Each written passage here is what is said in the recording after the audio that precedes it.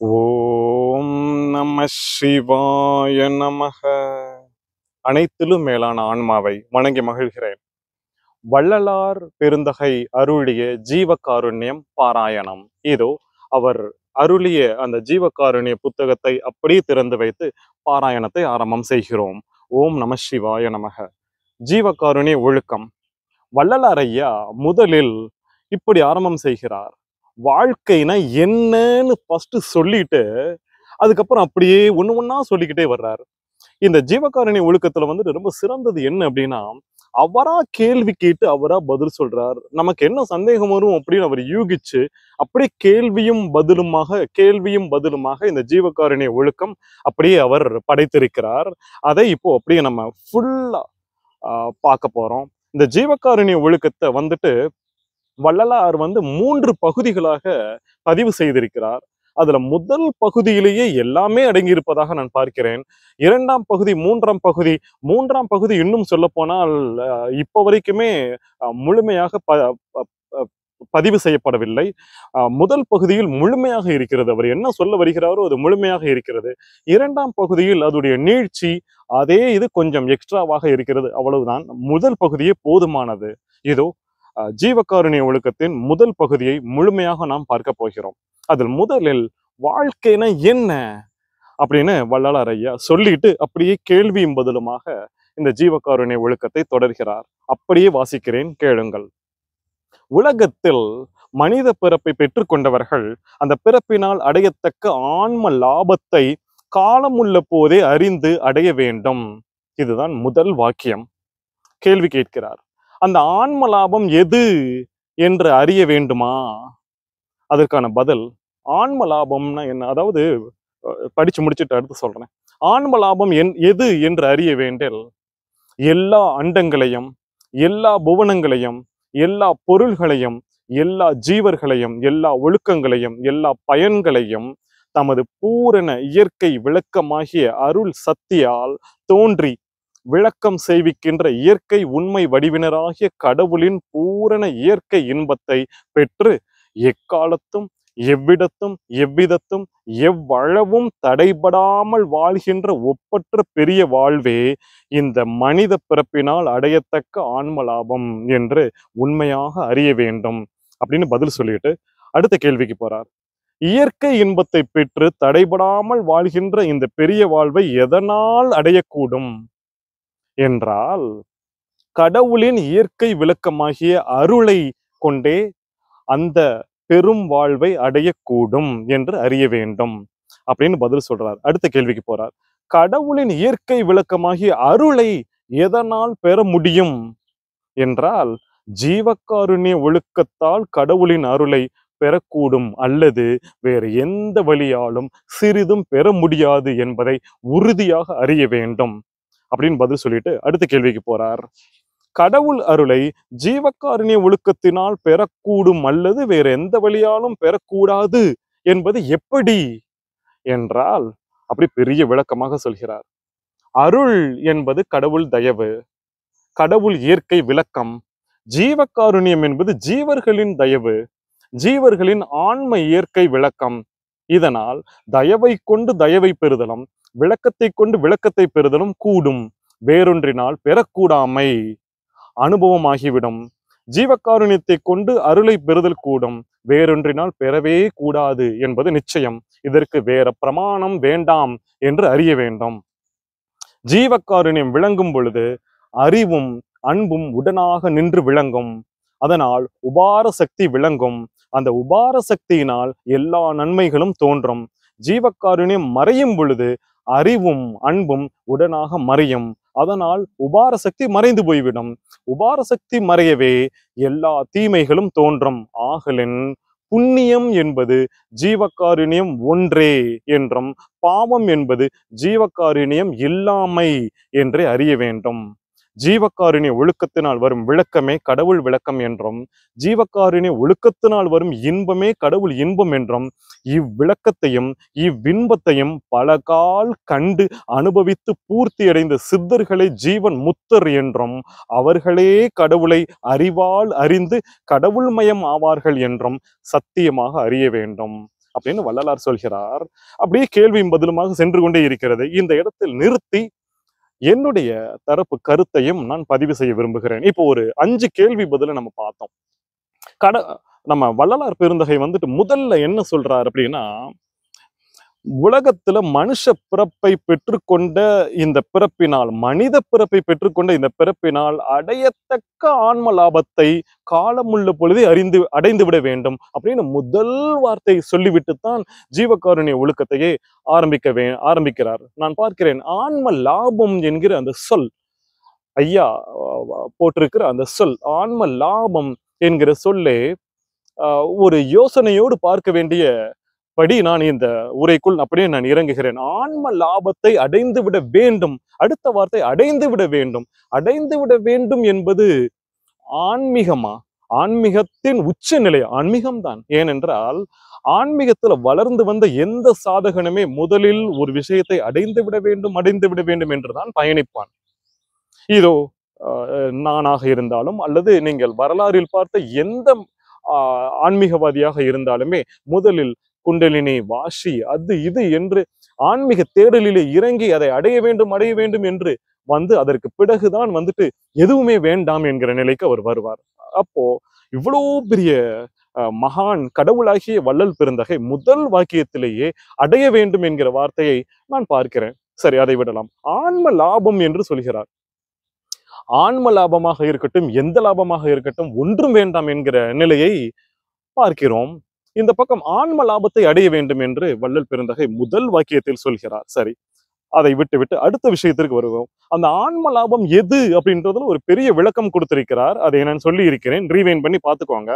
அதுல சுருக்கமா சொல்லணும்னா, இந்த வாழ்க்கையில பகவானுடைய அந்த பூரண இயற்கை இன்பத்தை, அதாவது பகவானுடைய அந்த சக்திய தடைப்படாமல் அப்படியே பெறுகிற அந்த பெரிய வாழ்வு தான் ஆன்ம லாபம் அப்படின்னு சொல்றார். பகவானுடைய அந்த பெரிய சக்திய, பெரிய அருள் அப்படின்னு சொல்ல வர்றார். அதை வந்துட்டு நம்ம தடைபடாமல் வாழ்க்கை பூரா வாங்கிக்கிட்டே இருப்பதுதான் பெரிய வாழ்வு.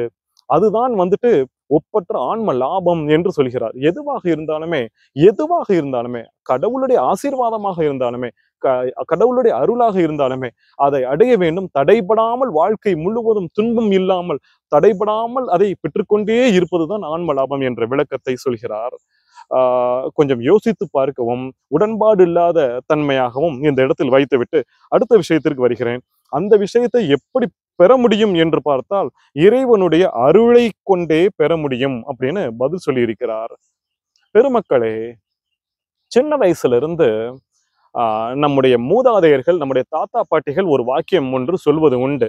என்னன்னா, இறைவன் கருணை வடிவானவர் அப்படின்னு, இறைவன் கருணையே உருவானவர் என்று. அப்படியா என்று இப்பொழுது நான் பார்க்கிறேன். இறைவன் கருணை வடிவானவரா? கருணை என்பது என்ன? அது ஒரு உணர்ச்சி தானே. நமக்குள் ஆசை இருக்கிறது, இன்பம் இருக்கிறது, கோபம் வருகிறது, காமம் வருகிறது, எத்தனையோ வருவது போல அந்த உருகுதல், கருணை என்பது ஒரு உணர்ச்சி தானே. உணர்ச்சி என்பது மனவயப்பட்டது தானே. இறைவனுக்கு தான் மனமே இல்லையே. உணர்ச்சி வயப்படுபவர் கடவுள் என்றால் அவர் கடவுளே கிடையாதே. கடவுளாக இருப்பவர் வந்துட்டு உணர்ச்சிகளில் ஒன்றை வைத்திருக்கிறார் என்றால் அவர் மனிதனாக பிறந்து விடுவாரே. அவர் எப்படி கடவுளாக இருக்க முடியும்?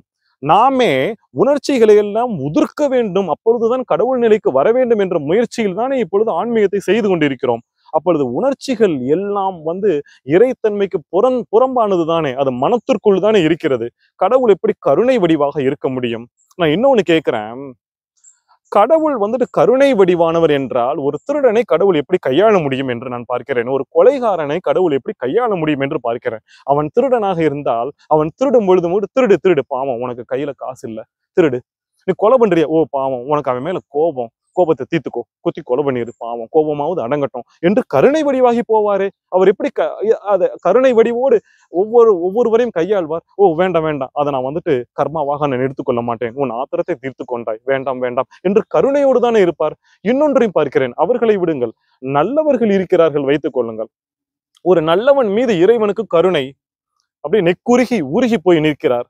அப்படி இருக்கும் பொழுது அந்த நல்லவனுக்கு ஏதோ ஒரு கர்மா வருது, அவனுக்கு ஒரு ஆக்சிடென்ட் ஆக போகுது, வறுமை ஏதோ ஒன்று வரப்போகுது, ஏதோ ஒரு கர்மா ஒன்று வரப்போகிறது என்றால் அதை எப்படி கடவுளுக்கு தருவதற்கு மனம் வரும்? மனம் வராதே. எனவே என்னை பொறுத்த வகையில் கடவுள் கருணை வடிவானவர் கிடையாது. கடவுள் எந்த உணர்ச்சியும் கொண்டவர் கிடையாது.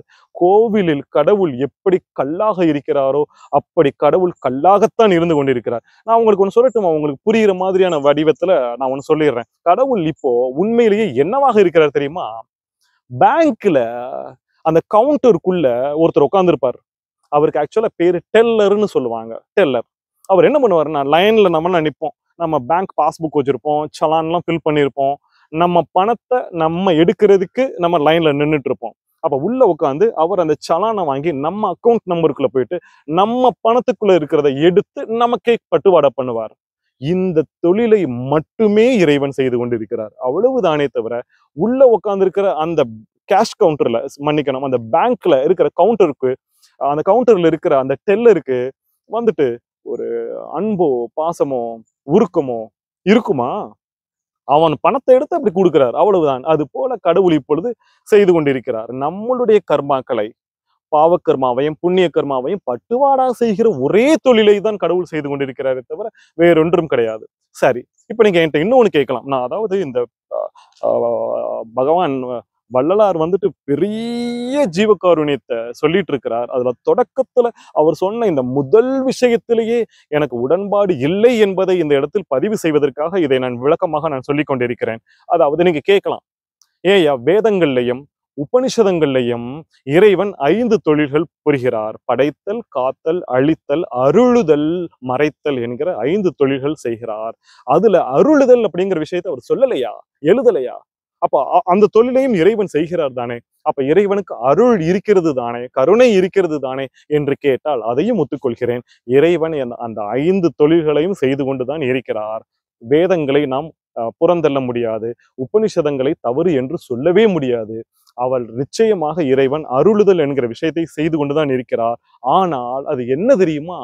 உங்களுடைய புண்ணியம்தான், உங்களுடைய புண்ணியம்தான் இறைவன் வழியாக வந்து உங்களுக்கு சேருகிறது. இறைவன் பட்டுவாடா செய்கிறார். நீங்கள் ஏதோ ஒரு பிறவியில் யாருக்கோ செய்த நன்மை அது உங்க அக்கௌண்ட்டுக்கு போயிட்டு அவரே இறைவனை எடுத்து இந்த பிறவியில் கொடுக்கும் பொழுது நீங்கள் இறைவனின் அருள் என்று சொல்கிறீர்கள். அது உங்களுடைய சேமிப்பு தொகைதான். இல்லை என்றால் இறைவன் ஏன் ஏழைகள் மீது அருள் காட்டவில்லை? ஆக்சிடென்ட் ஆகி ஒரு சோத்துக்கு வழி இல்லாத எலும்பும் தோலுமாக இருக்கிற ஒரு பச்சை குழந்தை மீது ஏன் இறைவன் அருள் காட்டவில்லை என்றால், அவரவர் செய்த பணத்தை தான் இறைவன் திருப்பி கொடுக்கிறாரே தவிர அனைவர் மீதும் இறைவனுக்கு அருள், இறைவனுக்கு அருளும் இல்லை, கருணையும் இல்லை. எல்லாமே உங்களுடைய பாவ புண்ணியம் தான் என்பதை நான் சொல்லிவிட்டு இந்த இடத்திற்கு நான் வருகிறேன். வள்ளலார் சுவாமிகள் சொல்கிறார், கடவுளுடைய இயற்கை விளக்கமாகிய அருளை கொண்டே அந்த ஆன்ம லாபத்தை பெற முடியும். அந்த அருளை எப்படி பெற முடியும் அப்படின்னா, ஜீவகாருண்ய ஒழுக்கம் செய்தால்தான் கடவுளுடைய அருளை பெற முடியுமே தவிர வேறு எதனாலுமே பெற முடியாது என்று சொல்கிறார். முதல் விஷயமே வந்துட்டு இல்லை என்கிறேன் நான். இனி வாசிக்கிற எல்லாமே வந்துட்டு இங்கேயே அடிபட்டு போகிறது. இறைவனுக்கு அருளே கிடையாது. அவர் கருணை வடிவமானவர் கிடையாது. அவர் ஒரு ஜடம். அவருக்கு எந்த உணர்ச்சியுமே கிடையாது. அவருக்கு மனமே கிடையாது என்கிற பட்சத்துல இறைவன் அருள் வடிவானவர் கிடையாது. இறைவன் அருள் வடிவானவர் இல்லை எனும் பொழுது அவருடைய அருளை நம்ம எப்படி பெறுறது? அவருடைய அருளை பெறவே முடியாது எனும் பொழுது ஜீவகாருண்யத்தை வச்சு எப்படி பெற முடியும் அப்படின்னு சொல்லிட்டு சொல்றது எனக்கு ஒண்ணுமே புரியல. அடுத்த விஷயத்துக்கு வருவோமானால், இப்ப நம்ம வாசிச்சதுலயே வள்ளல் பெருந்தகை ஜீவகாருண்யம் விளங்கும் பொழுது அறிவும் அன்பும் விளங்கும் அப்படின்னு சொல்றாரு. அதாவது வேணும்னா நான் மறுபடியும் சொல்றேன், வளர்ந்து வர்ற சாதகர்களுக்கு வேணும்னா உச்சநிலை பத்தி பேசிட்டு இருக்கிறோம். ஆன்மீகத்தின் உச்சநிலை ஒன்றுமே வேண்டாம் என்பதுதான். அறிவாக இருந்தாலும் அவர் சொல்கிற அன்பாக இருந்தாலும் வேண்டாம். உள்ளே அறிவெல்லாம் வேண்டாம். அன்பெல்லாம் வேண்டாம். ஜீவகாருண்யமே வேண்டாம். ஜீவகாருண்யம் விளங்கும் பொழுது அறிவும் அன்பும் உடனாக நின்று விளங்கும் என்று ஐயா சொல்கிறார். வேண்டாம் என்றுதானே ஆயிரம் சித்தர்கள் சொல்லி இருக்கிறார்கள். அந்த அறிவும் அன்பும் விளங்கும் பொழுதுதான் உபகார சக்தி விளங்கும். உபகார சக்தி எல்லாம் எதற்கு என்று இந்த ஆன்மா நினைக்கிறது. அந்த உபகார சக்தி விளங்கும் பொழுதுதான் நன்மைகள் எல்லாம் தோன்றும். நன்மைகள் எல்லாம் தோன்ற வேண்டும் என்று வானத்திலே பகவான் உட்கார்ந்து யோசித்துக் கொண்டிருக்கிறாரா?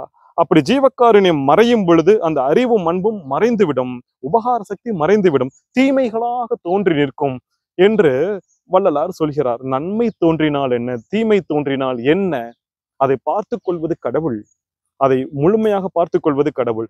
இங்கே உயிர்களாக, ஜீவர்களாக, மனிதர்களாக, மற்ற ஜீவர்களாக இருக்கும் பொழுது நன்மையவோ தீவையவோ இந்த விளையாட்டை முடிப்பதற்கு நன்மை தீமை அன்பு அறிவு உபகாரம் இது எதையுமே நோக்க வேண்டாம் என்றுதானே ஆயிரம் ஆயிரம் சித்தர்கள் சொல்கிறார்கள். நம்முடைய வள்ளலார் ஐயா அதற்கு வேறு கருத்தாக சொல்கிறாரே என்ற பார்வையோடு அடுத்த விஷயத்துக்கு வருகிறேன். இப்போ கேள்வி பதில் அப்படி தொடர்கிறது. ஜீவகாருண்யம் ஒழுக்கம் என்றால் என்ன? இப்பதான் ஆரம்பமே ஆகிறது. ஜீவர்களுக்கு ஜீவர்கள் விஷயமாக உண்டாகின்ற ஆன்ம உருக்கத்தை கொண்டு தெய்வ வழிபாடு செய்வது ஜீவகாருண்யம் என்று ஆகும். இது டெபனிஷன். அடுத்தது, ஜீவர்கள் விஷயமாக ஆன்ம உருக்கம் எப்போது உண்டாகும் என்றால், ஜீவர்கள் பசி, தாகம், பிணி, இச்சை, வறுமை, பயம், கொலை என்கிற இந்த 7 விஷயங்களிலால் துக்கத்தை அனுபவிக்கிறதை கண்டபோதாயினும் கேட்டபோதாயினும் அவ்வாறு உண்டாகும் என்று அறிந்த போதாயினும் ஆன்ம உருக்கம் உண்டாகும் என்று அறிய வேண்டும். நான் மறுபடியும் சொல்கிறேன், உருக்கம் என்பதே உணர்வு சார்ந்தது, அது மனம் சார்ந்தது. அதை தாண்டியவன் தானே ஒரு ஒரு தபசி, ஒரு துறவி. உருகிக்கொண்டே இருந்து கொண்டா அது காதல் அல்லவா? அது அந்த காதல் வேண்டும் என்கிறார் வள்ளலார் ஐயா. அந்த காதல் இருந்து கொண்டே இருக்க வேண்டும், அந்த காதல் ஒன்றே போதும், அந்த உருக்கம் ஒன்றே போதும், உனக்கு முக்தி கிடைத்துவிடும் என்று சொல்கிறார். ஜீவகாருண்யம் உண்டாவதற்கான உரிமை எது என்று அடுத்த கேள்வி. ஜீவர்கள் எல்லாம் பதில், ஜீவர்கள் எல்லாம் ஒரு தன்மையாகிய இயற்கை உண்மை ஏக தேசங்களாய் சர்வ சக்தியுடைய கடவுளால் சிருஷ்டிக்கப்பட்டபடியால் ஓர் உரிமையுள்ள சகோதரர்கள் ஆவார்கள். சகோதரர்களுக்குள் ஒருவர் ஆபத்தால் துன்பப்படும் பொழுது துக்கப்படுவார் என்று அறிந்த போதும் அவரை தமது சகோதரர் என்று கண்டு மற்றொரு சகோதரருக்கு உருக்கம் உண்டாவது சகோதர உரிமை என்பதனால், ஒரு ஜீவன் துக்கத்தை அனுபவிக்க கண்ட போதும் துக்கப்படும் என்பதை அறிந்த போதும் மற்றொரு ஜீவனுக்கு உருக்கம் உண்டாவது பழைய சகோதர ஆன்ம உரிமை என்று அறிய வேண்டும். எனவே ஜீவகாருண்யம் உண்டாவதற்கான உரிமை என்ன அப்படின்னு கேட்டா, இங்க இருக்கிற அத்தனை ஜீவர்களும் என்னுடைய சகோதரர்கள் அப்படின்னு சொல்லிட்டு வள்ளலார் ஐயா சொல்கிறார். சரிதான், ஆனால் அதை கடந்துதானே வர வேண்டும். உண்மையை சொல்கிறேன், இங்க இருக்கிற அத்தனையுமே நான் தான், ஒன்றே ஒன்றுதான் இருக்கிறது இந்த பிரபஞ்சம் முழுவதும். சரி, அவர் சொல்கிறபடி இதெல்லாம் சகோதரர்கள் தான். ஆனால் இந்த இதுக்குள்ளேயே விழுந்துட்டோம்னா அது பந்தம் இல்லையா என்று நான் கேட்கிறேன். அது பந்தம் தானே. இன்னொன்று, தனக்குள்ளேயே விழுந்து தனக்குள்ளேயே உருக்கம் கொண்டு விட்டால் அது ஒரு அகங்காரம் இல்லையா? இப்போ யார் மீதோ நான் ஒரு உருக்கம் கொள்கிறேன், இப்ப என் மீதே நான் உருக்கம் கொள்கிறேன் என்றால் நீங்கள் என்னை அகங்காரம் முடிச்சவன்னு சொல்ல மாட்டீங்களா? நிச்சயமாக. இங்க இருக்கிற அனைத்துமே நான் தானே. சகோதரர் என்று வள்ளலார் ஐயா சொன்னாலுமே அதற்குள்ளேயே உருக்கம் கொள்வது, மறுபடியும் உருக்கம் என்பது மனம் சார்ந்த ஒரு விஷயம் என்பதையும் பதிவு செய்கிறேன். அடுத்த கேள்வி என்னவென்றால், ஜீவர்கள் துக்கப்படுகின்றதை கண்டபோதும் சிலர் ஜீவகாருண்யம் இல்லாமல் கடின சித்தர்களாக இருக்கிறார்களே, அவர்களுக்கு சகோதர உரிமை இல்லாமல் போவது எப்படி என்றால், துக்கப்படுகின்றவரை தமது சகோதரர் என்றும் துக்கப்படுகிறார் என்றும் துக்கப்படுவார் என்றும் அறியத்தக்க ஆன்ம அறிவு என்கிற கண்ணானது அஞ்ஞான காசத்தால் மிகவும் ஒளி மழுங்கியபடியாலும் அவைகளுக்கு உபகாரமாக கொண்ட மனம் முதலான உபநயங்களாகிய கண்ணாடிகளும் பிரகாச பிரதிபலிப்பு இல்லாமல் தடிப்புள்ளவைகளாக இருந்தபடியாலும் கண்டறிய கூடாமை ஆய்ப்போனது. ஆதலால் சகோதர உரிமை இருந்தும் ஜீவகாருண்யம் உண்டாகாமல் இருந்தது என்று அறிய வேண்டும். அதனால் ஜீவகாருண்யம் உள்ளவர் மட்டுமே ஆன்ம திருஷ்டி விளக்கம் உள்ளவர்களாக இருக்கிறார்கள் என்று அறிய வேண்டும் அப்படின்னு வள்ளலார் ஐயா சொல்கிறார். நான் என் மனதில் பட்டதை சொல்கிறேன். மனம் என்கிற விஷயத்தை கடந்துதானே நாம் வர வேண்டும். மனம் செத்து போக வேண்டும் என்றுதானே நாம் ஆன்மீகம் செய்து கொண்டிருக்கிறோம். மனம் இல்லாமல் போக வேண்டும் என்பதுதானே ஆன்மீகம். ஆனால் இந்த இடத்திலே மனம் முதலான விஷயங்களை வைத்துக்கொண்டு சகோதரர் என்கிற விஷயத்தை உணர வேண்டும், அந்த அன்பை நேசிக்க வேண்டும், அந்த ஆன்ம அறிவு இருந்து அந்த அந்த கண்ணாலே பார்த்து உருக வேண்டும் அப்படின்னு சொல்கிறாரே, அதையும் பார்த்தபடி அடுத்த கேள்விக்கு நான் செல்கிறேன். ஜீவர்களுக்கு பசி, தாகம், பயம் முதலியவற்றால் வரும் துன்பங்களை எல்லாம் மனம், கண் முதலிய கரணேந்திரிய அனுபவங்கள் தானே, ஆன்ம அனுபவங்கள் அல்லதானே? மறுபடியும் வாசிக்கிறேன். ஜீவர்களுக்கு பசி, தாகம், பயம் முதலியவற்றால் வரும் துன்பங்கள் எல்லாம் மனம், கண் முதலிய கரணேந்திரிய அனுபவங்கள் தானே, ஆன்ம அனுபவங்கள் அல்லவே. அதனால் ஜீவகாருண்யம் கொள்வதில் விசேஷ பிரயோஜனம் இல்லையே, என்ன என்ற கேள்வி. அதற்கு வள்ளல் பெருந்தகை பதிலளிக்கிறார். இந்த தூள தேகத்திலே ஜீவனாக இருக்கிற ஆன்மாவும் அறிவுக்கு அறிவாக இருக்கிற கடவுள் இயற்கை விளக்கமும் தவிர கரண இந்திரியம் முதலிய மற்றவைகள் எல்லாம் கருவிகளாகிய தத்துவ சடங்களே அல்லது சித்துக்கள் அல்ல. ஆதலால் சுக துக்கங்களை சடங்கள் அனுபவிக்க முடியாது. செம்மண் சந்தோஷித்தது துக்கித்தது என்று சொல்லப்படாது. அதுபோல் மனம் சந்தோஷித்தது துக்கித்தது என்று சொல்லப்படாது. செம்மண்ணினால் தேக வாழ்க்கைக்கு வீடு கட்டிக் கொள்வது போல மனம் முதலான கரணேந்திரியங்களால் ஜீவ வாழ்க்கைக்கு கடவுளால் கட்டி கொடுக்கப்பட்ட தேகம் ஒரு சிறிய வீடாகும். இன்ப துன்பங்களை வீட்டில் இருக்கின்றவன் தான் அனுபவிப்பானே அல்லது வீடு அனுபவிக்காது. அன்றியும் காசத்தினால் ஒளி மழுங்கப்பட்டு உபநயங்களாகிய கண்ணாடிகளால் பார்க்கின்ற கண்கள் துன்ப விஷயத்தை கண்டபோது அக்கண்கள் நீர் சொரியுமே அல்லது கண்ணாடி நீர் சொரிய மாட்டாது. ஆகலில் ஆன்ம திருஷ்டிக்கு உபநயங்களாக இருக்கிற மனம் முதலான கருவிகள் சுக துக்கங்களை அனுபவிக்காது, ஆன்மாவே அனுபவிக்கும் அப்படின்னு சொல்கிறார். இந்த விளக்கத்தை வேணும்னா நீங்க மறுபடியும் ரீவைண்ட் பண்ணி முழுமையா கேட்டுக்கோங்க. அதுல முழுமையா வள்ளலார் ஐயா என்ன சொல்றாருன்னா, நம்ம உடம்புக்குள்ள ஆன்மாதான் எல்லாவற்றையும் அனுபவிக்கிறது, மனம் அனுபவிப்பது இல்லை அப்படின்னு சொல்றார். ஆனால் இந்த ஆன்மீக வரலாறிலே நம்முடைய சித்தர்கள் அத்தனை பேருமே சொல்லி வைத்ததாக நான் கற்றுக்கொண்டதும், நான் இந்த ஆன்மீக அனுபவத்தில் இத்தனை வருடங்கள் 44 வருடங்கள் கடந்து வந்த போது கற்றுக்கொண்டதும் என்னவென்றால், அனுபவிப்பது மனம்தானே தவிர ஆன்மா அல்ல. அது அப்படியே ஜடமாக ஓரத்துல உட்கார்ந்துட்டு இருக்குது. எல்லா இன்ப துன்பங்களையும் மனம் தான் அனுபவிச்சு இந்த உடம்புக்கு கொடுத்துக்கிட்டு இருக்குது. ரமணர் அதான சொல்லிக்கிட்டு இருந்தாரு. மனம்தான், அது உடல் தான், அதை விட்டுரு, அது நான் அல்ல. டே, கேன்சர் வந்துருச்சு, கையை வெட்டணும். கேன்சர் வந்துருச்சு, உங்களுக்கு கவலை இல்லையா? அது என் மனதுக்கும் என் உடலுக்கும், எனக்கல்ல. மனதுக்கும் உடலுக்கும் எனக்கல்ல சொன்னது ரமணர். இப்படித்தான் எல்லா மகரிஷிகளும் எல்லா சித்தர்களும் சொல்லும் பொழுது வள்ளலார் ஐயா இந்த இடத்துல என்ன சொல்கிறார் என்றால், மனதிற்கல்ல, அனுபவம் எல்லாம் ஆன்மாவிற்கு என்று சொல்கிறார். கொஞ்சம் ஆழமாகவே இந்த இடத்துல நான் சொல்ல விரும்புகிறேன். இங்க பாருங்க, மனசை சுவிட்ச் ஆஃப் பண்ணிடலாம், ஆன்மாவை ஆன் பண்ணிடலாம். அது என்ன நிலை? Coma stage.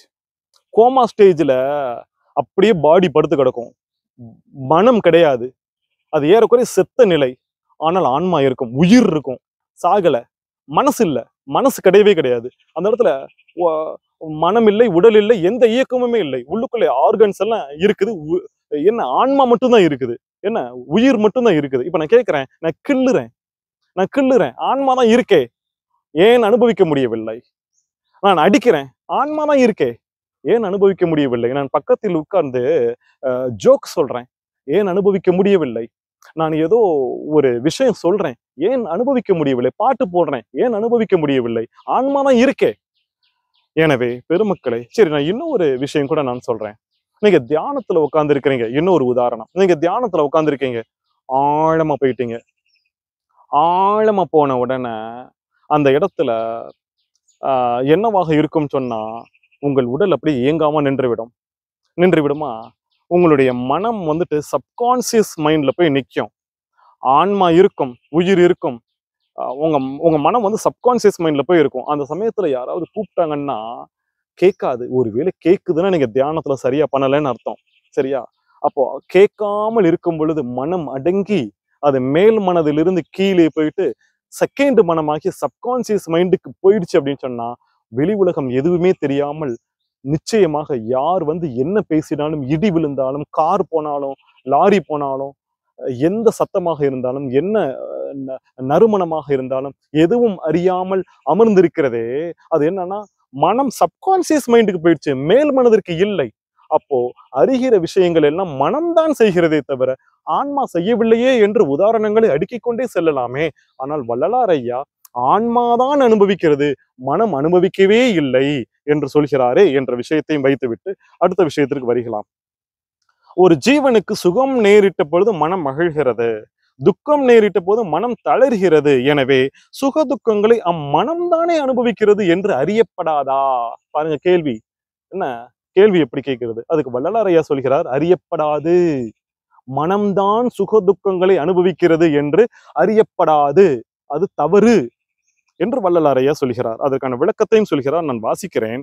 பளிங்கினால் செய்த வீட்டினுள் இருக்கிற வீட்டு தலைவனுடைய தேக விளக்கமும் தேக சோர்வும் அந்த பளிங்கு வீட்டில் பிரதிபலித்து புறத்தில் தோன்றுவது போல, கண்களில் உள்ள மலர்ச்சியும் சோர்வும் அந்த கண்களில் இட்ட உபநயங்களினால் பிரதிபலித்து புறத்தில் தோன்றுவது போல, சுகதுக்கங்களால் ஆன்மாவுக்கு உண்டாகிற மகிழ்ச்சியும் தளர்வும் மனம் முதலான கரணேந்திரியங்களில் பிரதிபலித்து புறத்தில் தோன்றுகின்றதே தவிர சுகதுக்கங்கள் ஆன்மாவுக்கே அனுபவம் தானே தவிர சுகதுக்கங்களை கரணேந்திரியங்களாகிய மனம் ஒருபோதும் அனுபவிக்காது. எனக்கு என்ன தோன்றுகிறது என்றால், இந்த மனதில் தான் எல்லாமே நிகழ்கிறது, இந்த மனதில் தான் எல்லா அனுபவமே பதிவு செய்யப்படுகிறது. அந்த மனம் தான் நாம் இறந்த உடனே சப்கான்சியஸ் மைண்ட்ல என்னென்னலாம் பதிவாயிருக்கு. உங்க காதலியை நீங்கள் அடையவில்லையா, உங்கள் காதலை அடையவில்லையா, நீங்கள் இவ்வளவு கோடி சம்பாதிக்கணும்னு நினைச்சு அடையவில்லையா, பசியிலேயே இருந்து போனீர்களா, அதெல்லாம் சப்கான்சியஸ் மைண்ட்ல இருந்து நீங்கள் செத்து போனதற்கு பிறகு அந்த சப்கான்சியஸ் மைண்ட் தான் போயிட்டு உங்களுக்கு அடுத்த பிறவியை தருகிறது. இந்த மனம்தான் அடுத்த பிறவியை தந்து கொண்டே இருக்கிறது. அதற்காக கூடவே இந்த ஆன்மாவும் வந்து அலைஞ்சுக்கிட்டே இருக்குது. வந்து அந்த மனம் எப்பொழுது முழுமையாக அழிந்து போகிறதோ அப்பொழுதுதானே வந்து உங்களுக்கு பிறவியே இல்லாமல் போகிறது. அப்ப எல்லாமே மனதுல தானே பதிவாகுது. மனதுல பதிவாகிறதுனாலதான் நமக்கு பிறவி வந்துகிட்டே இருக்குது. மறுபடியும் வள்ளல் பெருந்தகை அது ஆன்மாவில தான் அனுபவமாக இருக்கிறது, மனதில் அனுபவம் இல்லை என்று சொல்வதை ஒரு மாதிரி விமர்சன கண்ணோடு பார்த்துவிட்டு அடுத்த விஷயத்திற்கு வருகிறேன். கடவுளால் சிருஷ்டிக்கப்பட்ட ஜீவர்களில் அநேகர் பசி, தாகம், பயம் முதலியவற்றால் மிகவும் துன்பப்படுகிறது. ஏன்? முன் தேகத்தில் ஜீவகாருண்ய ஒழுக்கத்தை விரும்பாமல் கடின சித்தர்களாகி துன்ப மார்க்கத்தில் நடந்த ஜீவர்கள் ஆதலால் கடவுள் விதித்த அந்த நியதியின்படி இந்த பிறவியிலே பசி, தாகம், பயம் முதலியவற்றால் மிகவும் துன்பப்படுகிறார்கள் என்று வள்ளலார் ஐயா சொல்கிறார். அதாவது போன ஜென்மத்துல நீ ஜீவகாருண்யம் செய்யாததுனால இந்த ஜென்மத்துல வந்துட்டு நீ துன்பத்தை அனுபவிக்கிறாய் என்று வள்ளலார் சொல்கிறார். நான் ஆச்சரியமாக பார்க்கிறேன். போன ஜென்மத்துல நீ செஞ்ச கர்மாவினால்தானே இந்த ஜென்மத்துல வந்துட்டு சுக துக்கங்களை நீ அனுபவிக்க முடியும். போன ஜென்மத்துல ஜீவகாருண்யம் இன்மையால் இந்த ஜென்மத்துல வந்துட்டு நீ நான் கேட்கிறேன், நான் இப்பொழுது இந்த இடத்திலே ஒரு ஜீவனை பார்த்து வெறுக்கவும் இல்லை, அந்த ஜீவன் மீது நான் காருண்யமும் செய்யவில்லை. நான் ஜடமாக இருக்கிறேன், இந்த வாழ்க்கை முழுவதும் நான் ஜடமாக இருக்கிறேன், எனக்கு அடுத்த பிறவியில் துக்கம் வருமா என்று கேட்கிறேன். கடவுள் அந்த மாதிரியான கணக்கு விளக்கம் எனக்கு தருவாரா?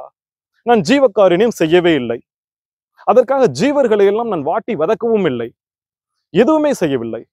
ஒரு ஜீவன் அடிபட்டு கிடக்கிறது, நான் சும்மா இருக்கிறேன். ஆனால் ஒரு சிலர் என்னிடம் சொன்னார்கள், ஒரு ஜீவன் அடிபட்டு கிடக்கும் பொழுது நீ சும்மா இருந்தால் கூட அது தவறான செயல் என்று சொல்கிறார்கள். ஆனால் நான் பார்க்கிறேன், அது அந்த ஜீவனுடைய கர்மா, அந்த கர்மாவிற்குள் நீ மூக்க நுழைக்கிறாய், நீ சும்மா இருப்பதுதான் சரி என்று என்னுடைய ஆன்மா விளக்கம் தருகிறது.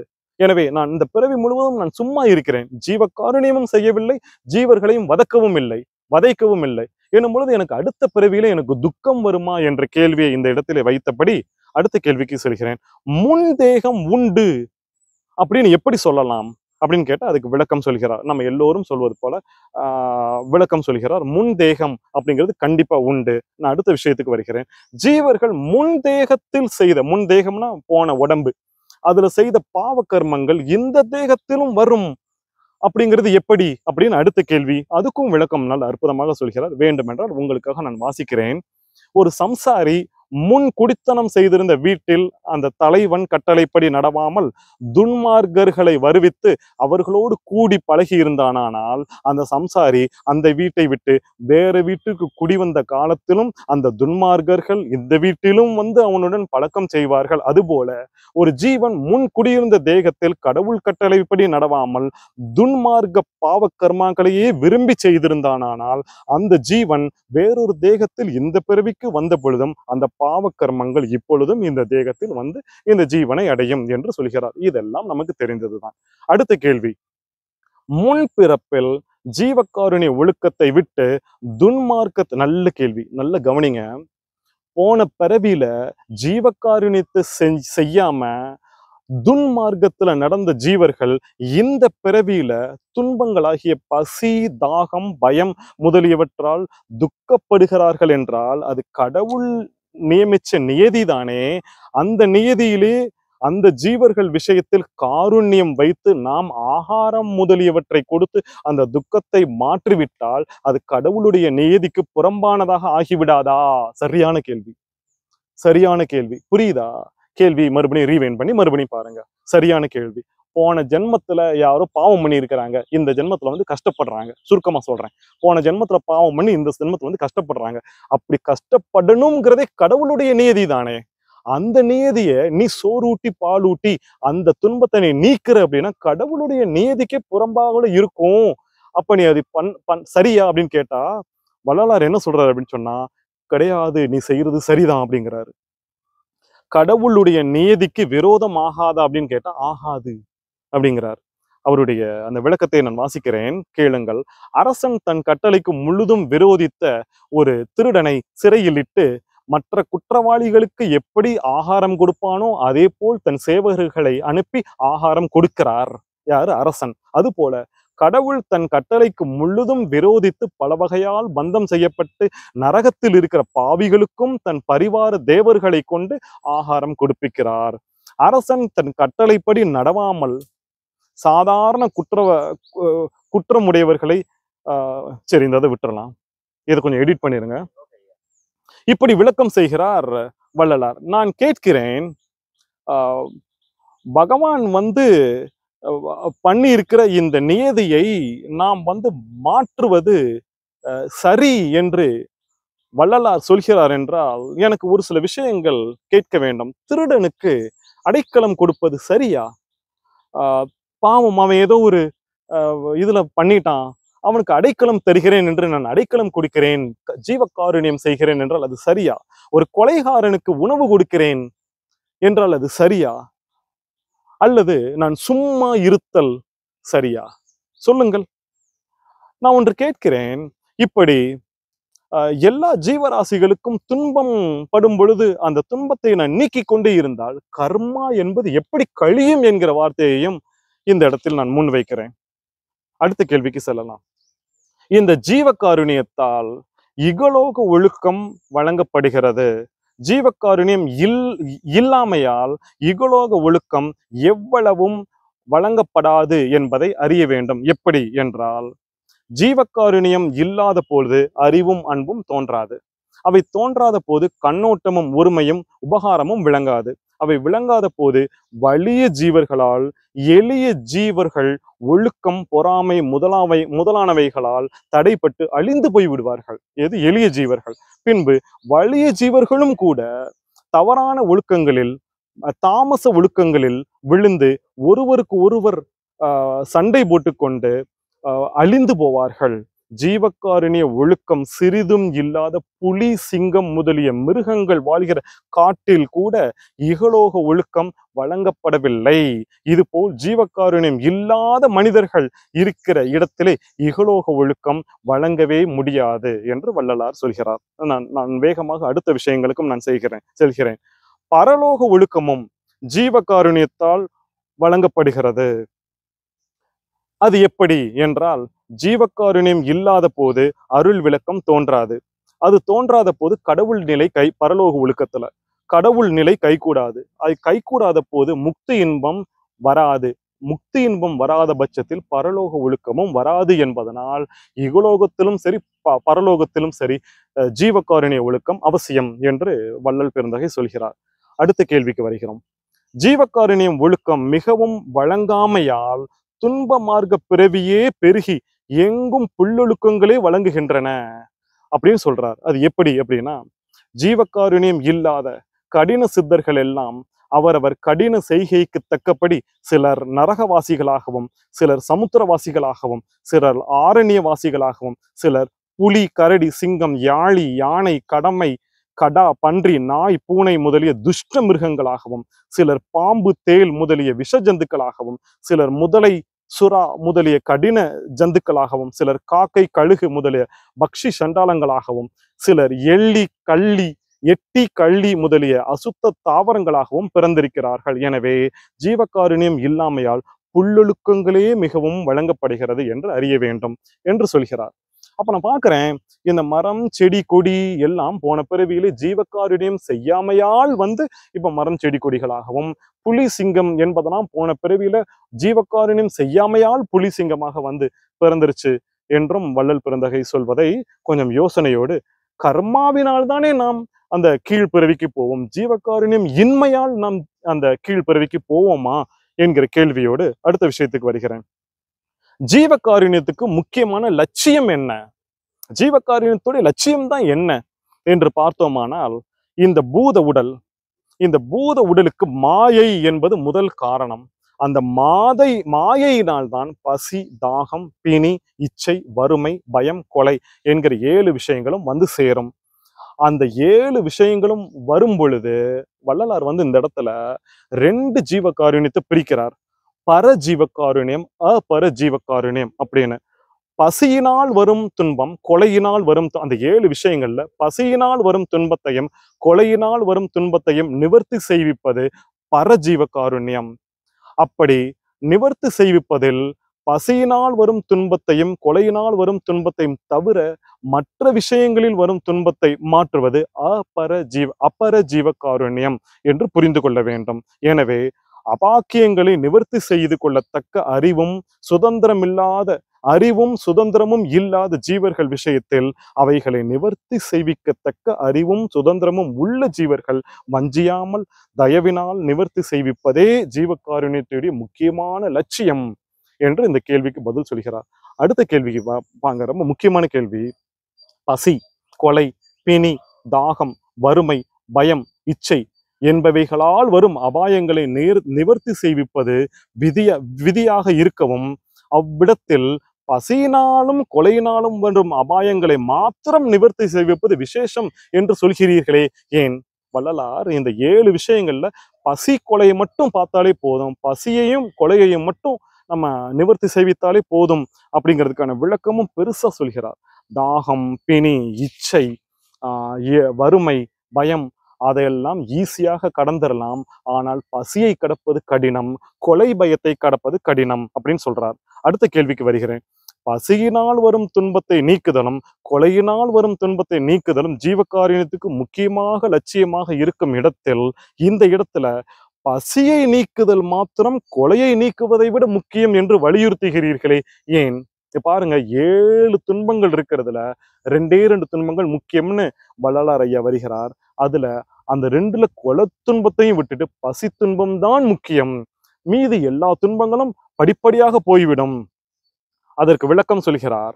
ஒரு ஜீவன் பசியினால் கொல்லப்படும் என்பதை அறிந்து ஜீவகாருண்யத்தால் பசியை நீக்கி உயிர் பிழைக்கும்படி செய்பவர் வேறு வகையால் உயிர்கொலை நேரிட்டால் அதற்கு இறங்கி அந்த கொலையால் வரும் துன்பத்தை நிச்சயமாக நிவர்த்தி செய்யாமல் இருக்க மாட்டார். கொலையால் வரும் துன்பத்தை நிவர்த்தி செய்யாதவர் பசியால் வரும் துன்பத்தை நிவர்த்தி செய்விக்கத்தக்க தயவுடையவர்களாக இருப்பார்கள்.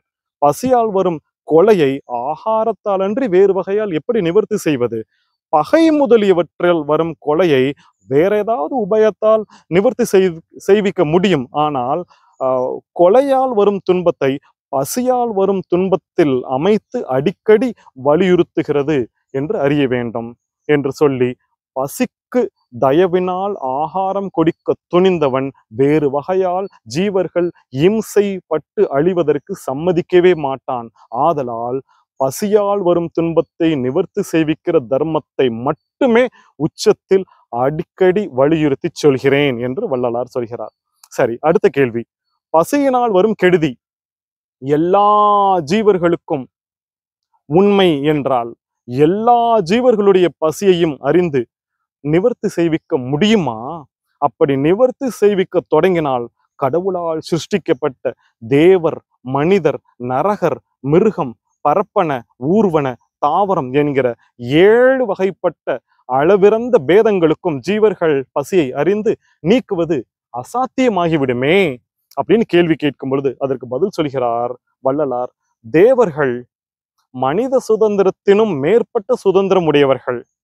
அவர்கள் தம்முடைய பசியை அவர்களே பார்த்துக் கொள்வார்கள். ஒருவேளை அவர்களுடைய பசியை அவர்கள் பார்த்து கொள்ள முடியவில்லை என்றால் கடவுள் பார்த்து கொள்வார். அல்லது தேவர்களுடைய பசியை பார்த்து நீங்கள் கொஞ்சம் உருக்கம் விட்டாலே போதும், ஐயோ பசியோடு தேவர்கள் இருப்பார்களே என்று நீங்கள் உருக்கம் கொண்டாலே போதும். முதல் விஷயம். நரகர் நாம் பசியாற்றுவிக்கத்தக்க இடங்களில் இல்லாமல் வேறெங்கோ இருக்கிறதால் நரகர் பசிக்கு தண்டனை பரிவாரங்களால் பசியாற்றுவித்தாலும் நரகர் பசியை குறித்து யோசிப்பது அவசியமில்லை, அதை கடவுள் பார்த்து கொள்வார் என்றும் ஐயோ நரகர்கள் எல்லாம் பசியோடு இருப்பார்களே என்று நீங்கள் வருந்தினால் போதும் என்றும் ஒவ்வொன்றையும் சொல்கிறார். ஊழ்வகையால் சிறிதும் சுதந்திரமில்லாத மரம், புல் முதலிய தாவரங்கள், அதுக்கு நம்ம கொஞ்சம் தண்ணி ஊத்துனா அது ஜீவகாருண்யம் பசியை அடக்கிவிடும். தண்ணி ஊத்த முடியாத மரம், செடி, கொடிகள் எல்லாம் இந்த உலகத்தில் இருக்குதே, அதை கடவுள் பார்த்து கொள்வார். அல்லது ஐயோ அந்த ஜீவராசிகள் எல்லாம் தண்ணி இல்லாமல் பசியால் தவிக்கின்றனவே என்று நீங்கள் உருக்கம் கொண்டால் போதும். இந்த இடத்திலே வள்ளல் பெருந்தகை ஒரு வார்த்தை ஒன்று சொல்கிறார். ஊழ் வகையினால் சிறிதும் சுதந்திரம் இல்லாத மரம், புல் முதலிய தாவரங்கள் என்று சொல்கிறார். நான் பார்க்கிறேன், மரமும் புல்லும் சுதந்திரம் இல்லாமல் இருக்கின்றனவா? நாம் தான் சுதந்திரமாக இருக்கிறோமா? அல்லது மற்ற விலங்குகள் தான் சுதந்திரமாக இருக்கின்றனவா? நான் நினைக்கிறேன் நடந்து போதலும் நகர்வனவும் அதுதான் சுதந்திரமா? நின்று கொண்டு ஒரே இடத்தில் இருந்தால் அது சுதந்திரம் இன்மையா? எனக்கு புரியவில்லை. என்னை பொறுத்த வகையில் இந்த மரமும் இலைகளும் புல்லும் செடியும் மிகவும் சுதந்திரமாக இருக்கின்றன என்றுதான் எனக்கு புரிகிறது. மனிதர்களுக்கு ஊழ் வகையினால் அருள் நியதியின்படி கொடுப்பிக்கின்ற, இது முக்கியமான பாயிண்ட், மனிதர்களுக்கு ஊழ் வகையினால் அருள் நியதியின்படி கொடுப்பிக்கின்ற ஆகாரம் மட்டில் ஜீவித்து தேகத்தை வைத்திருக்க முடியாது என்பதால் தங்கள் முயற்சியாலும் அறிவாலும் சுதந்திரத்தாலும் சம்பாதிக்கின்ற ஆகாமிய ஆகாரத்தாலும் பசியை நீக்கி தேகத்தை வைத்திருக்க வேண்டும் அப்படின்னு வள்ளலார் சொல்கிறார். பசியை ஆகாரத்தினால் நிவர்த்தி செய்விக்கிற ஜீவகாருண்ய ஒழுக்கம் மனிதர்களிடத்தை பெரும்பான்மையாக நடத்த வேண்டும் என்பதை அறிய வேண்டும். அடுத்த கேள்விக்கு வருகிறேன். இங்க பாருங்க, ஊழ்வகைக்கு தக்கபடி மிருகம், பறவை முதலிய ஜீவர்களுக்கு அருளால் நியதி ஆகாரம் மாத்திரம் இருக்க, மனிதர்களுக்கு மாத்திரம் ஊழ் நியதி ஆகாரத்தோடு ஆகாமிய முயற்சி ஆகாரமும் வேண்டுவது அவசியம் என்று சொல்வது எப்படி? இங்க பாருங்க, இது என்ன சொல்ல வர்றாங்கன்றதை நான் சொல்லிடுறேன். அதாவது போன ஜென்மத்துல நான் என்ன பாவ புண்ணியம் பண்ணியிருக்கேனோ அதுக்கு தக்கதான் இந்த ஜென்மத்துல எனக்கு சாப்பாடு கிடைக்கும். ஒரு புலி, ஒரு சிங்கம், ஒவ்வொரு ஜீவனும் போன ஜென்மத்துல என்ன பண்ணியிருக்கோ அதுக்கு தக்கபடிதான் இந்த ஜென்மத்துல ஆகாரம் கிடைக்கும். ஆனால் மனிதன் மட்டும் அந்த விதிப்படி அல்லாது இந்த ஜென்மத்திலையும் தானாக உழைத்து ஆகாமிய ஆகாரத்தையும் அவன் சேமிக்க வேண்டும். ஏனென்றால் அவன் நிறைய சாப்பிட்டு ரொம்ப தெம்போடு இருக்கணும் அப்படின்னு வள்ளல் பெருந்தகை சொல்கிறார். இதற்கான விமர்சனத்தை நீங்களே பார்த்து கொள்ளுங்கள். அடுத்த விஷயத்தை நான் வருகிறேன். ஆனால் ஜீவகாருண்யம் எல்லா ஜீவர்களுக்கும் பொதுதானே என்று கேட்டால் வள்ளலார் சொல்கிறார், ஜீவகாருண்ய ஒழுக்கத்தில் முக்கியமாக எல்லா மனிதர்களுக்கும் பொதுவில் பசியினால் வரும் துன்பத்தை நிவர்த்தி செய்து ஆகாரத்தால் திருப்தி இன்பத்தை உண்டு பண்ண வேண்டும். பசி போல வேறு வகையினால் கொடுமை வேறு எந்த விதத்திலும் நேராது. பிணி, பயம் முதலிய மற்ற துன்பத்தை மற்ற வகையால் நீக்கிக் கொள்ளலாம் அப்படின்னு சொல்றார். பசியை போன்ற வேறு எதுவும் நீக்க முடியாது. அடுத்த கேள்வி, மனிதர்கள் தங்கள் வாழ்க்கைக்கு சகாயமாக சம்பாதிக்கின்ற உயிர்களில் சில உயிர்கள் தாமச ஆகாரமாகிய மாமிச ஆகாரம் செய்வதனால் அவைகளுக்கு பசி ஆற்றுவிக்கும் பொழுது அந்த ஆகாரத்தை கொடுத்து ஆற்றுவிக்கப்படாதோ நல்ல கேள்வி. ஒரு ஜீவனை கொன்று ஒரு ஜீவனுக்கு மாமிசத்தால் பசியாற்றுதல் ஜீவகாருண்ய ஒழுக்கமே கிடையாது. கடவுள் சம்மதமும் அல்ல. அது கடவுளுக்கு முழு விரோதமும் என்று அறிய வேண்டும். எல்லா ஜீவர்களும் இயற்கை உண்மை ஏக தேசங்களாகிய கடவுள் இயற்கை விளக்கமாகிய அருளுக்கு இடமாக இருக்கின்றபடியாலும், கடவுள் இயற்கை விளக்கம் மாறுபடும் பொழுது ஜீவத்தன்மை இல்லாதபடியாலும், கடவுள் இயற்கை விளக்கமும் ஜீவன் இயற்கை விளக்கமும் ஒன்றுதான் என்றும் மாறுபட்டது அல்ல என்றும், கடவுள் இயற்கை விளக்கமும் ஜீவன் இயற்கை விளக்கமும் அந்தந்த தேகங்களில் விளங்குகின்றபடியாலும், ஒரு ஜீவனை வதைத்து அதனால் மற்றொரு ஜீவனுக்கு பசியாற்றுதல் ஜீவகாருண்ய ஒழுக்கமே கிடையாது, அதற்கு விரோதமானது என்பதை அறிய வேண்டும். சரி, அடுத்த கேள்வி. புலி சிங்கம் முதலிய மிருகங்கள் மற்றொரு ஜீவனை கொன்று தின்று தாமச ஆகாரத்தை பசியாற்றி திருப்தி இன்பத்தை அடைந்து சந்தோஷிக்கின்றனவே, அந்த சந்தோஷம் கடவுள் இயற்கை விளக்கம் என்று நாம் அறிந்து கொள்ள கூடாதோ என்றால் கூடாது என்று சொல்கிறார். சரியான விளக்கம்தான். அடுத்து கேட்கிறார், ஆனால் மரம் புல் நெல் முதலான தாவரங்களும் உயிருள்ள ஜீவன்கள் தானே, அதை இம்சித்து ஆகாரமாக நாம் சாப்பிடுகிறோமே, அது தாமச ஆகாரமாக ஆகிவிடாதோ என்றால் கிடையாது என்று விளக்கமாக சொல்கிறார். நம்ம மரம் செடி கொடிகளை எல்லாம் சாப்பிடலாம், அதெல்லாம் தவறில்லை என்று சொல்கிறார். அதெல்லாம் ஒன்றுமில்லை. இந்த இடத்தில் இன்னொரு விஷயம் பார்ப்போம். வள்ளல் பெருந்தகை மாமிச ஆகாரம் புலி முதலிய துஷ்ட மிருகங்களுக்கு கடவுள் நேதி ஆகாரமாக இருக்குமா இல்லையா அப்படின்னு ஒரு கேள்விக்கு வருகிறார். மறுபடியும் சொல்கிறேன், மாமிச ஆகாரம் புலி முதலிய துஷ்ட மிருகங்களுக்கு கடவுள் நேதிப்படி வந்த ஆகாரம் அல்லவா அப்படின்னு கேட்டா, அதுக்கு பதில், அது அது அவ்வுயிர்களுக்கு சிருஷ்டிக்கப்பட்ட நேதி ஆகாரம் அல்ல, பரம்பரை வழக்கத்தால் பெற்ற ஆகாரம் என்று அறிய வேண்டும். பெருமக்களை நான் ரொம்ப ஆச்சரியப்பட்டு பார்க்கிறேன். இது இந்த இடத்தில் புலி சிங்கம் மற்ற ஜீவராசிகள் எல்லாம் மாமிசத்தை சாப்பிடுதே, அந்த மாமிசத்தை சாப்பிடுறது பழக்கத்தினாலதான் அது சாப்பிடுது, கடவுளுடைய சிருஷ்டியினால சாப்பிடல என்று வள்ளலார் சொல்கிறார். நான் மேலும் படிக்கிறேன். ஆகலின் அதை நிவர்த்தி செய்வித்து சத்துவ ஆகாரங்களை புசிக்கும்படி செய்ய வேண்டும், அது நம்ம கடமைன்னு சொல்றாரு. மனிதர்களாகிய நம்ம கடமை. ஒரு வீடு உடையவன் தன்னுடைய வீட்டில் வளர்க்கிற பூனைக்கும் நாய்க்கும் வேறு இடங்களில் போய் அசுத்த ஆகாரங்களை கொள்ளாமல் காவல் காத்து முதல் நாள் தொடங்கி சுத்த ஆகாரத்தை வழக்கமாக செய்து கொடுக்கிறான். அவைகளை புசித்து உயிர் வாழ்கின்றன. அதே போல் புலி சிங்கம் முதலிய துஷ்ட வர்க்கங்களுக்கு முதல் நாள் தொடங்கி சுத்த ஆகாரத்தை பழக்குவதற்கு ஆள் இல்லாமல் போனதால் அவை அசுத்த ஆகாரங்களை பழக்கத்தினால் புசிக்கின்றன என்று சொல்கிறார். அப்போ மனிதர்களாகிய நாம் அனைவரும் நின்று கொண்டு புலி சிங்கத்தை எல்லாம் வச்சுக்கிட்டு நம்ம எல்லா புலி சிங்கத்தையும் பார்த்துக்கிறதுக்கு ஆள் இல்ல, புலி சிங்கத்தை மனுஷன்தான் சோறு ஊட்டணும், அதுக்கு புசிக்கிறதுக்கு ஆள் இல்லாததுனால பழக்கத்துல வந்துட்டு இப்படி தின்னுகிட்டு தெரியுது அப்படின்னு வள்ளல் பெருந்தகை சொல்கிறார். நம்ம உட்காந்து பார்த்துக்கிட்டு இருக்க முடியுமா? அந்த உலகத்துல இருக்கிற எல்லா ஜீவராசிகளையும் உட்காந்து பிறந்தது முதல் இது சாப்பிடக்கூடாது இதுதான் சாப்பிடணும் என்று நாம் சாம்பாரையும் காய் வகையையும் ஊட்டி கொண்டு இருக்க முடியுமா? இது கடவுளுடைய தொழில் அல்லவா? கடவுள் தானே பிறக்கும் பொழுது எல்லாவற்றையும் மாமிசம் சாப்பிடுகிற ஜீவர்களாக படைத்தார். இங்க பாருங்க, அடுத்த கேள்விக்கு சொல்கிறார், ஒரு ஜீவனை கொன்று மற்றொரு ஜீவனுக்கு பசியாற்றுவித்தல் கடவுளுக்கு சம்மதம் அல்ல, அது ஜீவகாருண்ய ஒழுக்கமும் அல்ல என்பதனால் கடவுள் அப்படி படைக்கவே இல்லை என்கிறார். புலியையும் சிங்கத்தையும் மாமிசம் சாப்பிடுகிற மிருகங்களாக கடவுள் படைக்கவே இல்லை, அவை இங்கே வந்து பழக்கத்தினால்தான் அப்படி சாப்பிடுகின்றன. அதை மனிதன் அப்படி சாப்பாடு ஊட்டாமல் அவன் தான் விட்டுட்டான், அவன் தான் சோறும் பாலும் ஊட்டாம விட்டுட்டான். அவன் விட்டதுனாலதான் புலியும் சிங்கமும் வந்துட்டு மாமிசம் சாப்பிடுகின்றன அப்படிங்கிற பாயிண்டையும் வள்ளலார் முன்வைக்கிறார். இந்த இடத்தில் ரெண்டு விஷயம் பிரிக்கப்படுகிறது. பர இன்பம் அப்பர இன்பம் என்று பிரிக்கப்படுகிறது. அதையும் நான் வாசித்து விடுகிறேன். உடுப்பதற்கு வஸ்திரம் இல்லாமல், இருப்பதற்கு இடம் இல்லாமல், உழுவதற்கு நிலம் இல்லாமல், பொருந்துவதற்கு மனைவி இல்லாமல், விரும்பியபடி செய்வதற்கு பொருள் முதலிய கருவிகள் இல்லாமல் துன்பப்படுகிற ஜீவர்களுக்கு ஜீவகாருண்யம் தோன்றி உடுப்பதற்கு வஸ்திரம், இருப்பதற்கு இடம், உழுவதற்கு நிலம், பொருந்துவதற்கு பெண், விரும்பியபடி செய்வதற்கு பொருள் முதலியவற்றை கொடுத்த போது பெற்றுக்கொண்டவர்கள் உள்ளிருந்து முகத்திற்கு தோன்றுகிற அந்த இன்பத்தையும், அந்த இன்பத்தை கண்டு கொடுத்தவர்கள் உண்டாகிற இன்பமும் கடவுளுடைய இன்பம் என்று புரிந்து கொள்ள வேண்டும். ஒருவரை சந்தோஷத்து நானும் சந்தோஷப்பட்டு இன்பம் துன்பம் அதெல்லாம் தாண்டி செல்வதுதானே ஆன்மீகத்தின் உச்சம் என்று நாம் பல சித்தர்கள் வழியாக பார்த்திருக்கிறோம்.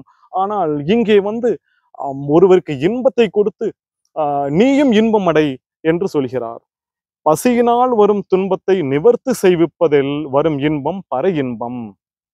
உண்பதற்கு ஆகாரம் இல்லாமல் சோர்வடைந்த ஜீவர்களுக்கு ஜீவகாருண்யத்தால் ஆகாரம் கொடுத்து உண்டு பசி நீக்கிய தருணத்தில் அந்த ஜீவர்களுக்கு அகத்திலிருந்து முகத்தில் தலைத்து பொங்குகிற அந்த இன்பம், அதை கண்டபோது கொடுத்தவர்களுக்கு அகத்திலும் முகத்திலும் உண்டாகிற அந்த இன்பம், இதுதான் பர இன்பம்.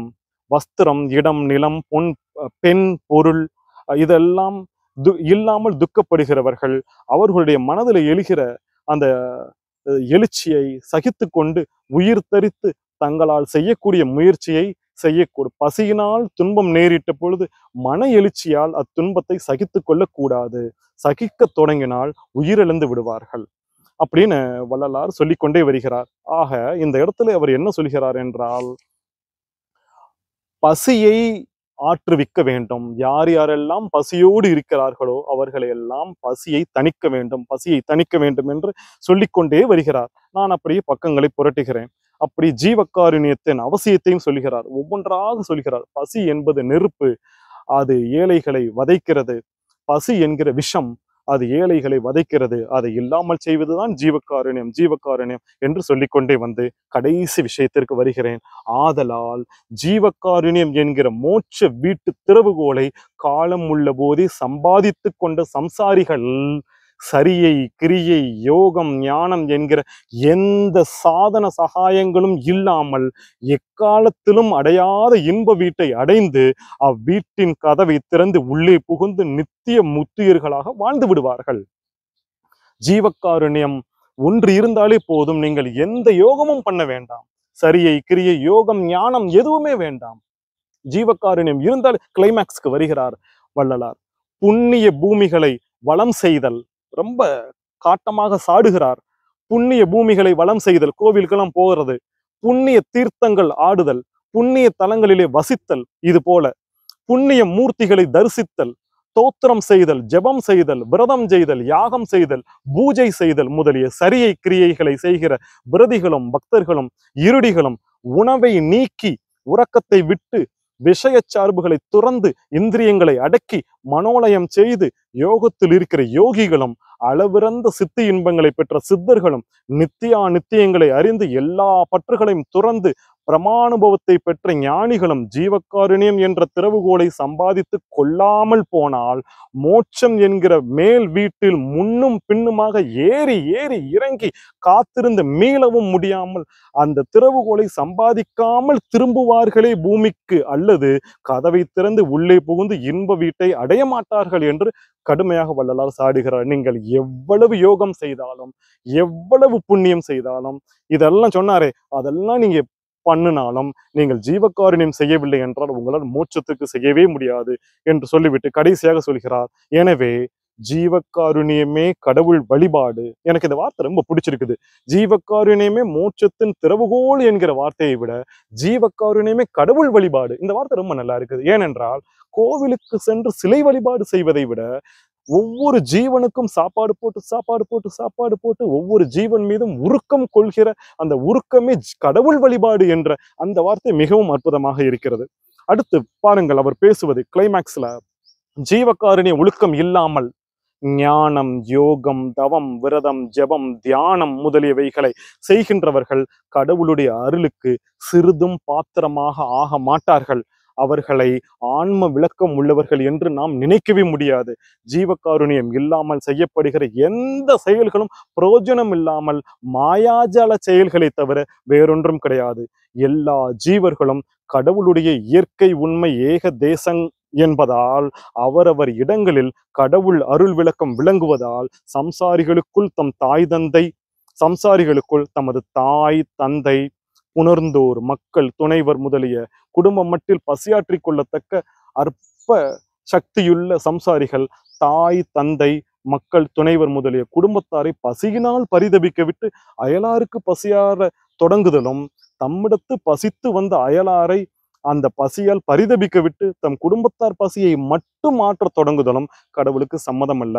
ஆதலால் தமது குடும்ப செலவை கூடிய மட்டில் சிக்கனம் செய்து இருப்பவர்களுடைய பசியை நீக்க வேண்டும் என்று சொல்கிறார். நான் கேட்கிறேன், இந்த உலகத்துல இருக்கிற அத்தனை பேரும் ஜீவகாருண்யம் செய்யறதுக்கு தொடங்கினா, எல்லாருமே நான் அன்னதானம் போடுறேன், எல்லாருமே நான் பசியை நீக்குவதற்கு கிளம்புகிறேன் என்று கிளம்பினால் அது நடக்குகிற காரியமா?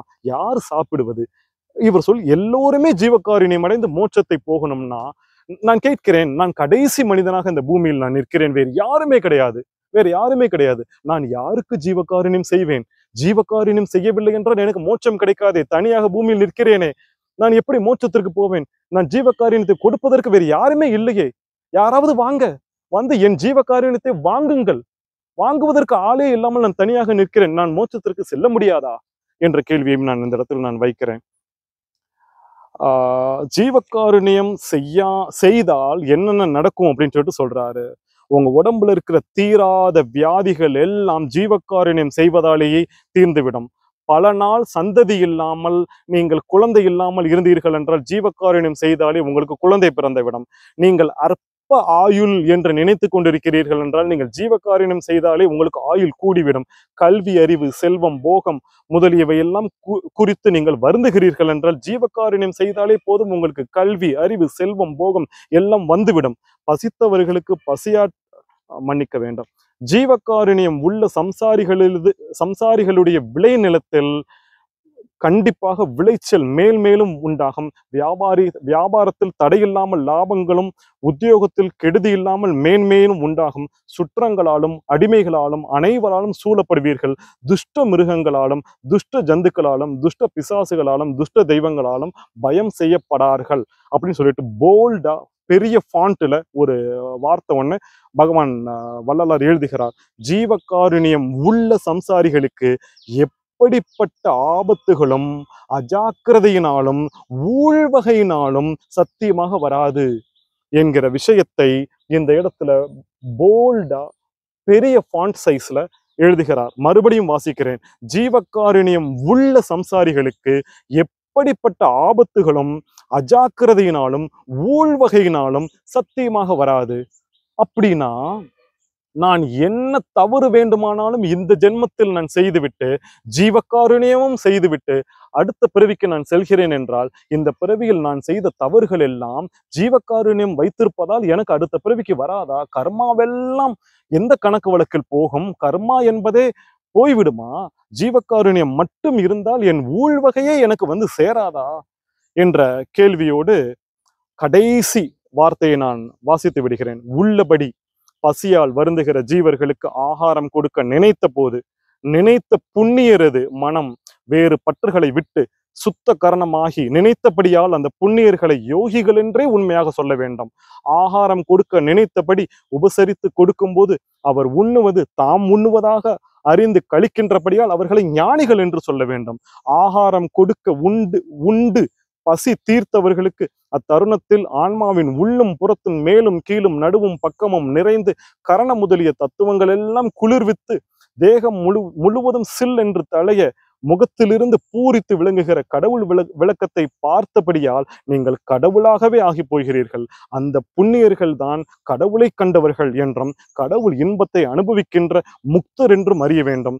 பசி நீங்க உண்டு சந்தோஷித்தவர்கள் அந்த புண்ணியர்களை தெய்வமாக பாவிக்கின்றார்களா என்பதனால் அவர்களே தெய்வம் என்றும் உண்மையாக அறிய வேண்டும். கடைசியாக வாசித்து விடுகிறேன். ஜீவகாருண்ய ஒழுக்கம் உடையவர்களாகி ஜீவர்களை பசி என்கிற அபாயத்தை நின்றும் நீங்க செய்கிற உத்தமர்கள் எந்த ஜாதியினராக இருந்தாலும், எந்த மதத்தினராக இருந்தாலும், எந்த செய்கையை உடையவராக இருந்தாலும், தேவர், முனிவர், சித்தர், யோகம் முதலிய யாராக இருந்தாலும் வணங்கத்தக்க சிறப்புடையவர்கள் என்று சர்வசக்தியுடைய கடவுள் சாத்தியாக சத்தியம் செய்து சொல்கிறேன் என்று வள்ளலார் ஜீவகாருண்யத்தை முடிக்கிறார். இந்த கடைசியாக நான் ஒன்றே ஒன்று இந்த இடத்தில் பார்க்கிறேன். ஜீவகாருண்யம் செய்பவர்கள் தான் புண்ணியர்கள் என்கிற வார்த்தையும், அவர்கள்தான் ஞானி, அவர்கள்தான் சித்தர்கள் என்றெல்லாம் சொல்கிறார்கள். புண்ணியம் என்கிற விஷயத்தை தவிர்த்தல் தானே, பாவம் என்கிற விஷயமும் புண்ணியம் என்கிற விஷயத்தையும் விட்டு விட்டு வருவது தானே ஆன்மீகத்தின் உச்சம் என்று நான் பார்க்கிறேன். இந்த உரையை நான் நிறைவு செய்கிறேன். பெருமக்களே, கடைசியாக நான் ஒன்று சொல்ல விரும்புகிறேன். வள்ளலாரை விமர்சனம் செய்ய நான் செய்யக்கூடாதா? இப்பொழுது உங்கள் அனைவருக்கும் கோபம் வரும். வள்ளலாரை விமர்சிக்கிறார், முழுவதும் ஜீவகாருண்யத்தை பற்றி பேசி வள்ளலாரை விமர்சித்து விட்டான், நான் விமர்சிக்க கூடாதா? இங்கே பாருங்கள், கோடான கோடி வருடங்களாக நாம் இந்த பூமியிலே பயணம் செய்து கொண்டிருக்கிறோம். இன்னும் நாம் முடிக்கவில்லை. நீங்களும் நாமும் கோடான கோடி வருடங்களாக இந்த பூமியிலே பயணம் செய்து கொண்டிருக்கிறோம். கோடி வருடங்களுக்கு முன்பு ஏதோ ஒரு சின்ன ஜீவராசிகளாக இருந்த நாம் கொஞ்சம் முன்னேறி ஞானம் பெற்று அடுத்த நிலைக்கு வந்திருக்கிறோம். அதற்கு அடுத்த நிலைக்கு ஞானம் பெற்று வருகிறோம். இப்படி ஞானம் பெற்று ஒவ்வொரு நிலைக்கு வந்து கொண்டே இருக்கிறோம். சரியா? ஒவ்வொரு நிலையுமே ப்ரமோஷன். அதற்கு முந்தைய நிலை வந்துட்டு கீழ்நிலை, அடுத்த நிலை அப்டேட் பண்ற நிலை. அடுத்து 16 லட்சம் வருடங்களுக்கு முன்பு மனிதன் பிறக்கிறான். 1.6 மில்லியன் வருடங்களுக்கு முன்பு மனிதன் பிறக்கிறான். இங்கிருந்து 8 லட்சம் வருடங்களுக்கு முன்பு, சரியாக சொல்வதாக இருந்தால் 8,65,000 வருடங்களுக்கு முன்பு ராமர் பிறக்கிறார். இங்க பாருங்க, 16 லட்சம் வருடங்களுக்கு முன்புதான் முதல் மனிதன் குரங்காக பிறக்கிறான், 4 கால்களோடு. 8 லட்சம் வருடங்களுக்கு முன்பு ராமர் பிறக்கும் பொழுது இந்த பூமியிலே பாதி மனிதர்களாகவும் பாதி குரங்குகளாகவும் நாம் இருந்தோம். இப்போ அந்த சமயத்துல ராமர் என்ன ஆன்மீகத்தை வைத்திருந்தாரோ அந்த ஆன்மீகம் தான் உச்சம் என்று அந்த சமயத்திலே, எப்போ 8,65,000 வருடங்களுக்கு முன்பு அந்த சமயத்திலே அத்தனை பேரும் ராமரை கடவுளாக தலையிலே தூக்கி வைத்துக் கொண்டு கொண்டாடி கொண்டிருந்தோம். அதே ராமரை இன்றைக்கு நாம் விமர்சனம் செய்யவில்லையா? வாலியை மறைந்து நின்று அடித்தார், கர்ப்பிணியாக இருந்த சீதாவை காட்டுக்குள் விட்டார், அப்படி இப்படி என்று ராமரை வைத்துக்கொண்டு நாம் பட்டிமன்றம் நடத்தவில்லையா? ஏனென்றால் அதே ஆன்மாதான் நாம் தான் ராமராக இருந்து மறுபடியும் இப்பொழுது இந்த ஆன்மாவாக அப்டேட் ஆகி வந்து நின்று கொண்டிருக்கிறோம். இப்படி அப்டேட் ஆகி தான் நாம் ஞானம் பெற்று நாம் முக்தியை நோக்கி சென்று இந்த மொத்த உலகத்தில் இருக்கிற நாம் இந்த விளையாட்டை முடிக்க முடியும். எனவே 200 வருடங்களுக்கு முன்பு இருந்த வள்ளலாரை இப்பொழுது நான் அப்டேட் செய்து உங்களிடம் நான் தருகிறேன். வள்ளலார் சொன்னதும் ஆன்மீகம்தான், ராமர் சொன்னதும் ஆன்மீகம்தான். ஆனால் இப்பொழுது அப்டேட் ஆகி நிற்கிறது. இது இன்னும் 1000 வருடம் கழித்து இன்னும் யாரோ ஒருவர் அல்லது நானே அல்லது நீங்களே பிறந்து வந்து மறுபடியும் அப்டேட் ஆகி பேசிக்கொண்டே இருப்போம். இப்படி அப்டேட் ஆகி தான் நாம் இந்த ஆன்மீகத்தில் முன்னேறி நாம் இந்த விளையாட்டை முடிக்க முடியுமே தவிர, ஒரே ஒரு கொள்கையை பிடித்துக்கொண்டு அது பற்று, வள்ளலார் சொன்னதை தவறு என்று சொல்கிறாயே என்று நீங்கள் என்னை எதிர்க்கிறீர்கள் என்றால் அது பற்று கிடையாது. நாம் எல்லாம் ஒருவருடைய கருத்தை அப்டேட் பண்ணி தான் இந்த விளையாட்டை முடித்துக்கொண்டு செல்ல வேண்டுமே தவிர, வள்ளலார் மீது எனக்கு என்ன? இந்த பிறவி முடிப்பதற்கு முன்பாக என் மனதில் இருக்கிற அத்தனை விஷயங்களையும் பதிவு செய்ய வேண்டும் என்ற ஒரே நோக்கத்தில் தான் இந்த வள்ளலாருடைய ஜீவகாருண்யத்தை எடுத்தேனே தவிர வேறொன்றும் இல்லை என்று சொல்லிக்கொண்டு, இத்தோடு ஜீவகாருண்யத்தை என்னுடைய வாழ்க்கையில் நான் முடித்துக் கொள்கிறேன். ஜீவகாருண்யத்தை பற்றி பேசியதெல்லாம் போதும். ஓம் நம சிவாய நமக. அருட்பெரும் ஜோதி தனிப்பெரும் கருணை. அருட்பெரும் ஜோதி அருட்பெரும் ஜோதி. ஓம் நம சிவாய நமக. நன்றி.